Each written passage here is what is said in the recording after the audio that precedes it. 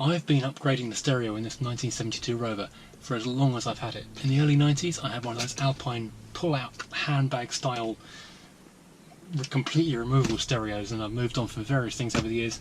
Currently it's got an FM fold-out CD head unit from Sony, but it's time to upgrade again with this really cool Alpine CDE-196DAB head unit, which has got a DAB receiver on it, so I'm going to have to install a DAB antenna as well, because I'm kind of getting used to listening to, you know, some of those cool DAB stations. I had intended to fit this in the Alpha, but as I started taking it apart I realised I can easily fit a doubled-in head unit into that, so I think I'm going to get something with built-in nav and a full screen for that one. So the Rover gets a full upgrade. Oh, that looks nice.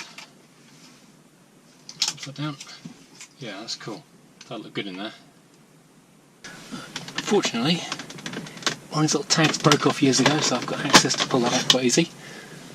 And there are some speakers in here which were mounted nicely together, but the bracket they're mounted on seems to have broken up again. Damn. So I'm going to have to make a new one of those while I'm in here. Bother. Okay. Something for the list of things to do. Now then, prise it off. This should just slide out fairly easily. Now then, set the old FM antenna. This should be a fairly easy thing to do, really. Disconnect the two connector blocks, because years ago I soldered these into the car's wiring loom. Okay, what else is not coming undone? Oh, okay, that's a dodgy splice. Did I actually do that myself? I guess I must have done. So I've got a permanent live just there, and in theory a switch live just there. Okay, so the old Sony can go on the floor now. That's out of the car. Now, first question, does the new one? No, of course not. That would be too much to ask. So the easy part, these connectors will happily slide into the loom that exists there. Now the tricky part, what the hell does this wiring here do? I'm slightly embarrassed to say I used one of these crimping blocks many years ago. Try and avoid them if ever you can. Alright, so let's check with the test meter. This is a switched live. Neutral on there. Yep, 11.97 volts. So that is a permanent live. If we can find a switch live in there, I'll be happy. Right, now because it's a DAB radio, I'm going to install a DAB antenna, which I've not done before, so I'm going to clean the screen really well, then fit this thing and run this through. How is that working? This. How is it cleaning it? No, it's not going to. I'm going to clean it with this. Oh, I thought you were going to clean it with that. Now let's get this trim piece off. What are you doing? Taking this trim off. What's this thing? Oh god.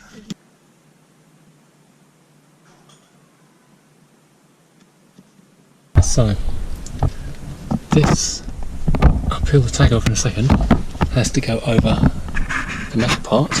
And this tag here has to hit the chassis of the car.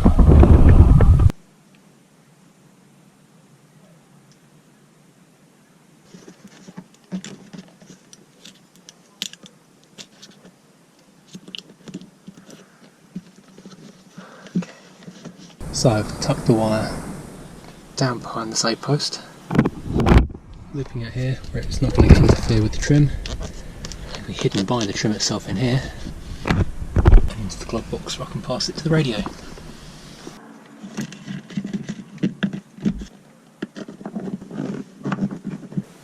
Now to find a home for the microphone. Probably the first time this screw has been undone in about 46 years.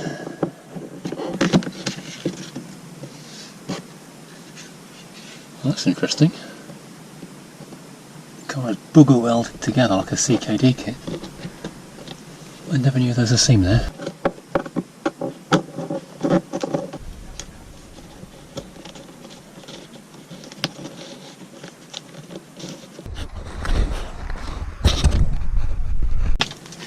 So, fingers crossed, nothing's going to catch fire. So the power block and speaker block connecting to the car itself, to the radio itself, microphone for the hands-free. Oh, idiot. Brains. This always goes better if you actually have it coming out of the same hole the radio is going to go into.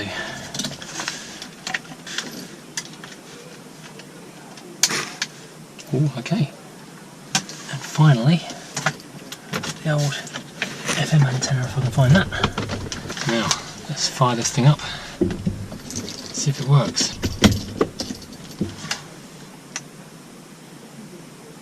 No. No, it doesn't work. Okay, why doesn't it work? Question number 2. Let's unplug everything and try again. Well, confusingly, even though I've only got 2 permanent lives, it only works when the key's switched on. However, let's see what modes we can get. FM, medium wave, long wave, FM again, source, DAB, excellent. USB audio, Bluetooth audio, excellent.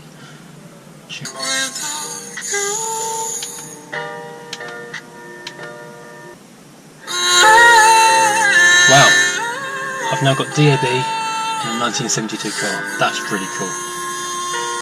I'll have to come back and sort this out. That's my next job to do.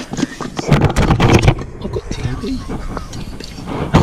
Inspiration. And I thought, well, hang about. The original 1970s radio must have been fed by a switchable feed. So how about if I switch the yellow and the red, one of those must surely be switched, which is why it's getting the wrong kind of feed through. Either this will work perfectly, or I'll set fire to the car. It must be switched around from what I thought they were.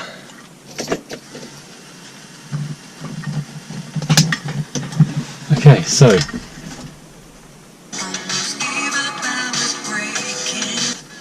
that channel is now stored. Set it back on again. Alpine tuner. Haha! Now I can set everything up as I intended. And this is kind of cool. Radio playing DAB right now. It's dial 150 because that's a no number.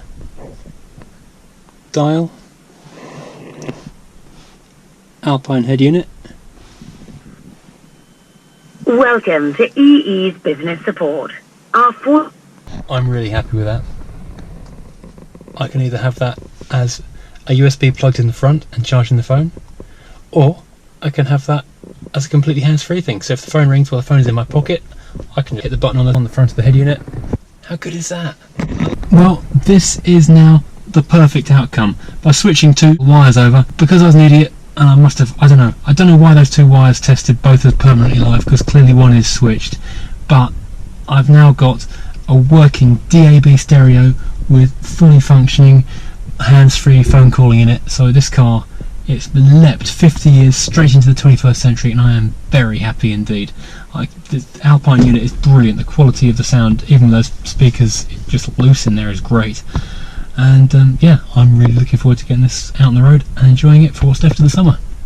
Thanks for watching. Please hit like and subscribe.